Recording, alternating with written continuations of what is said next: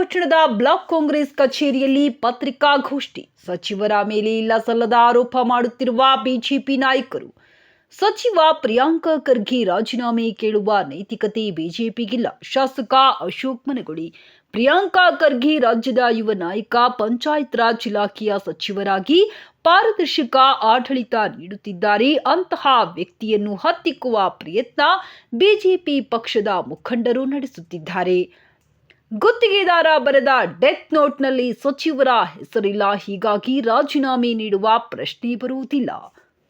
Doctor B R. Ambedkar ಬಗ್ಗೆ ಮಾತನಾಡಿದ ಕೇಂದ್ರ ಮಂತ್ರಿ ಅಮಿತ್ ಶಾ ಹೇಳಿಕೆಯನ್ನು ಜಿಲ್ಲೆಯ ಸಂಸದ ಜಿಗಜಿಣಗಿ ಅವರು ಸಮರ್ಥಿಸಿಕೊಂಡಿದ್ದಾರೆ. ಬಿಜೆಪಿ ಪಕ್ಷ ಸಂವಿಧಾನವನ್ನ ಧಿಕ್ಕರಿಸಿ ರಾಜಕಾರಣ ಮಾಡುತ್ತಿದೆ ಎಂದು ಆರೋಪಿಸಿದ ಶಾಸಕ ಅಶೋಕ್ ಮನಗೊಳಿ.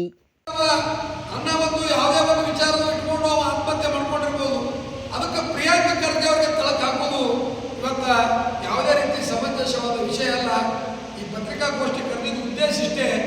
ಇಂಥ ಒಂದು ಇಲ್ಲ ಸಲ್ಲದ ಆರೋಪಗಳನ್ನು ಮಾಡುತ್ತಿರುವಂಥ ಬಿಜೆಪಿಯ ಇವತ್ತು ಮನಸ್ಸುಗಳನ್ನು ಇವತ್ತು ನಾವು ಈ ಒಂದು ಪತ್ರಿಕಾಗೋಷ್ಠಿ ಮೂಲಕ ಇವತ್ತು ಖಂಡನೆ ಮಾಡ್ತಾ ಇದ್ದೀವಿ. ನಮ್ಮ ಸರ್ಕಾರ ಇವತ್ತು ಅಭಿವೃದ್ಧಿ ದೃಷ್ಟಿಯಲ್ಲಿ ಇವತ್ತು ಜನಪರವಾಗಿ ಸಾಮಾಜಿಕ ನ್ಯಾಯದಡಿಯಲ್ಲಿ ಸಂವಿಧಾನದ ಬದ್ಧತೆಯಲ್ಲಿ ಇವತ್ತು ಅತ್ಯಂತ ಪಾರದರ್ಶಕವಾಗಿ ಕೆಲಸ ಮಾಡ್ತಾ ಇದೆ ಅಂತೇಳಿ ಈ ಸಂದರ್ಭದಲ್ಲಿ ನಾನು ಹೇಳಕ್ ಬಯಸ್ತಾ ಇದ್ದೀನಿ. ವಿಚಾರಗಳನ್ನು ಎತ್ತಿ ಎಂತಿದ್ದ ಭಾಷೆಗಳನ್ನು ಇವತ್ತು ಅವರು ಬಳಸ್ತಾ ಇದ್ದಾರೆ. ವಿಜೇಂದ್ರ ಅವರು, ಚಲವಾದಿ ನಾರಾಯಣಸ್ವಾಮಿ ಅವರು, ಸಿ.ಟಿ. ರವಿ ಅವರು, ಇವತ್ತು ಬಿಜೆಪಿ ಮುಖಂಡರಿಗೆ ಇವತ್ತು ರಾಜಕೀಯ ಜ್ಞಾನ ಇತ್ತೋ ಇಲ್ಲೋ ಅನ್ನೋದ್ರ ಬಗ್ಗೆ ಇವತ್ತು ಪ್ರಶ್ನೆ ಬಂದಿತ್ತು.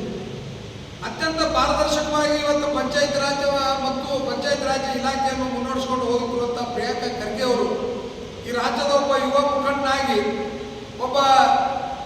ಈ ರಾಜ್ಯದ ಒಬ್ಬ ಯುವಕರ ಕೂಗಾಗಿ ಪಂಚಾಯತ್ ರಾಜ್ ಇಲಾಖೆಯಲ್ಲಿ ಒಂದು ಹೊಸತನವನ್ನು ತರುವ ಮೂಲಕ ಇವತ್ತು ಅವರಿಗೆ ಕೊಟ್ಟಂಥ ಜವಾಬ್ದಾರಿಯನ್ನು ಅತ್ಯಂತ ಸಮರ್ಥವಾಗಿ ಇವತ್ತು ನಿಭಾಯಿಸುವ ನಿಟ್ಟಿನಲ್ಲಿ ಒಂದು ಪ್ರಾಮಾಣಿಕವಾದ ಪ್ರಯತ್ನ ಮಾಡ್ತಾ ಇದ್ದಾರೆ.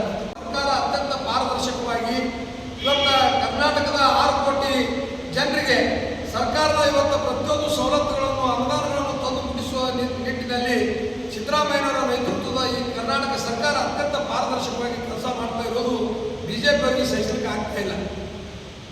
ವಿಶೇಷವಾಗಿ 5 ಪಂಚ ಗ್ಯಾರಂಟಿಗಳನ್ನು ಅತ್ಯಂತ ಪಾರದರ್ಶಕವಾಗಿ ಇವತ್ತು ಜಾರಿಗೆ ತರುವ ಮೂಲಕ ಕರ್ನಾಟಕದ ಜನರ ಒಂದು ಮೆಚ್ಚುಗೆಗೆ ಪಾತ್ರರಾದಂಥ ಈ ಸರ್ಕಾರ ಇವತ್ತು ಅತ್ಯಂತ ಒಳ್ಳೆಯ ರೀತಿಯಿಂದ ಕೆಲಸ ಮಾಡ್ತಾ ಇರೋದು ಬಿಜೆಪಿಗೆ ಸಹಿಸಲಿಕ್ಕೆ ಆಗ್ತಾ ಇಲ್ಲ.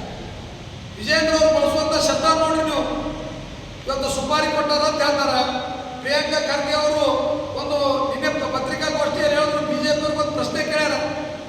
ನಿಮ್ಮ ಒಬ್ಬ ಚಿತ್ತಾಪುರಿನ ಒಬ್ಬ ಬಿಜೆಪಿ ಅಭ್ಯರ್ಥಿ 2023 ಬಿಜೆಪಿ ಅಭ್ಯರ್ಥಿ ಅವನ ಮ್ಯಾಲ 30 ಕೇಸ್ಗಳು, ಮಣಿಕಂಠ ರಾಠೋಡ್ ಅನ್ನೋರ ಮೇಲೆ 30 ಕೇಸ್ ಅಂಥವ್ರಿಗೆ ಬಿಜೆಪಿ ಬಿಫಾರ್ಮ್ ಕೊಡ್ತಿದ್ರು. ಬಿಜೆಪಿಗರು ನಮ್ಮ ಪಕ್ಷದ ನಾಯಕರ ಮೇಲೆ, ನಮ್ಮ ಸರ್ಕಾರದ ಮೇಲೆ, ಯಾವಾಗ ನಮ್ಮ ಸರ್ಕಾರ ಅಸ್ತಿತ್ವಕ್ಕೆ ಬಂದದ ಅವರಿಗೆ ವಿಷಯಗಳೇ ಇಲ್ಲ. ಇವತ್ತು ಸುಮ್ಮನೆ ಇಲ್ಲ ಸಲ್ಲದ ಆರೋಪಗಳು ಮಾಡೋದು. ಇವತ್ತು ಕೇಂದ್ರ ಸರ್ಕಾರದ ಗೃಹ ಮಂತ್ರಿಗಳಾದ ಅಮಿತ್ ಶಾ ಅವರು ಅಂಬೇಡ್ಕರ್ ಬಗ್ಗೆ ಅವಹೇಳನಕಾರಿ ಭಾಷಣ ಮಾಡಿದ್ರು. ಅದೇ ಇವತ್ತು ನಮ್ಮ ಪತ್ರಿಕಾಗೋಷ್ಠಿಯಲ್ಲಿ ಜಿಲ್ಲೆಯ ಸಂಸದರಾದ ರಮೇಶ್ ಜಿಗಜಿಣಗಿ ಅವರು ಅದು ಸಮರ್ಥನೆ ಮಾಡ್ಕೊತಾರೆ. ಇದರ ಅರ್ಥ ಏನು? ಡಾಕ್ಟರ್ ಬಾಬಾ ಸಾಹೇಬ್ ಅಂಬೇಡ್ಕರ್ ಬರೆದಂಥ ಸಂವಿಧಾನವನ್ನು ಧಿಕ್ಕರಿಸಿ ನಾವು ರಾಜಕಾರಣ ಮಾಡ್ತಾ ಇದ್ದೀವಿ. ಪ್ರಜಾಪ್ರಭುತ್ವದ ಕೊಗ್ಗಲೆ ಮಾಡಿ ಇವತ್ತು ನೀವು ದೇಶದಲ್ಲಿ ರಾಜಕಾರಣ ಮಾಡ್ತಾ ಇದ್ದೀವಿ ಬಿಜೆಪಿ. ಒಬ್ಬ ಮಹಿಳಾ ಸಚಿವೆಗೆ ವಿಧಾನ ಪರಿಷತ್ನಲ್ಲಿ ಸಿ.ಟಿ. ರವಿ ಅವರು ಅವಹೇಳನಕಾರಿ ಮಾತಾಡಿ ಅವರು ಜೈಲಿಗೆ ಕಳಿಸಿ ಜಾಮೀನು ಬಂದ್ರೆ ಇವತ್ತು ನೀವು ವಿಜಯೋತ್ಸವ ಆಚರಿಸ್ತೀರಿ.